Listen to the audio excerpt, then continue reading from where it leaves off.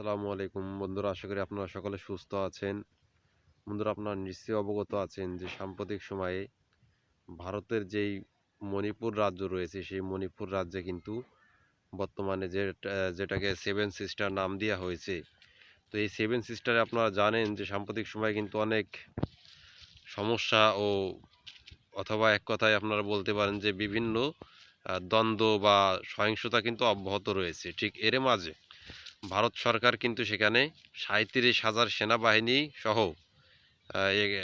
একাধিক rocket projector ও artillery system তারা কিন্তু সেখানে মোতায়েন করেছে। এখন আপনাদের এখানে মাথায় রাখতে হবে, যেখানে আপনার উপজাতি মানে যারা সহিংসা করছে বা বিভিন্ন হামলা অব্যাহত রেখেছে এই মণিপুর রাজ্যে, সেখানে কিন্তু এই সন্ত্রাসী যে গোষ্ঠীটি রয়েছে তাদের সদস্য সংখ্যা মাত্র ১০,০০০। অন্যদিকে ভারত এখানে সেনা পাঠিয়েছে কতগুলো, এটা কিন্তু আপনাকে মাথায় রাখতে হবে। ভারত কিন্তু এখানে ৩৭,০০০-এর মতো সেনাবাহিনী মোতায়েন করেছে। এক কথায় তারা সেখানে ৩৭,০০০ সেনা সদস্যদের মানে যুদ্ধের জন্য সর্বোচ্চ প্রস্তুতি নিয়ে সেখানে পাঠিয়েছে। সাথে আবার আপনার বিভিন্ন ভারী সমরাস্ত্র সহ বিভিন্ন মেশিন গান ও রকেট লঞ্চার সিস্টেম।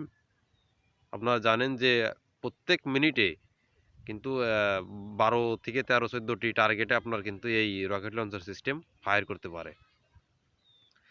তো এই সামান্য একটি বাহিনীকে মোকাবেলা করার জন্য এত বিশাল একটা অস্ত্রের চালান, এটা কিন্তু সামরিক বিশ্লেষক যারা আছেন তারা খুবই ভালোভাবে নিচ্ছেন। বিষয়টা কিন্তু এমনও নয়, কেননা এই যে বিশাল একটা অস্ত্রের চালান এখানে পাঠানো হয়েছে, ধারণা করা হচ্ছে বাংলাদেশের ভিতরে ভারত একটি সার্জিক্যাল স্ট্রাইক চালাবে এবং সেখানে যদি বাংলাদেশ সেনাবাহিনী তথাগত বাংলাদেশের কোনো পক্ষ বাধা দেওয়ার চেষ্টা করে, পরবর্তীতে তারা এই রকেট লঞ্চার সিস্টেম দিয়ে কিন্তু বাংলাদেশের অভ্যন্তরে হামলা করবে। এটা কিন্তু আর বলার অপেক্ষা রাখে না। আর এটা আমি বলছি না, বাংলাদেশের বিভিন্ন জনপ্রিয় গণমাধ্যমগুলো কিন্তু বিষয়টি নিশ্চিত করেছে।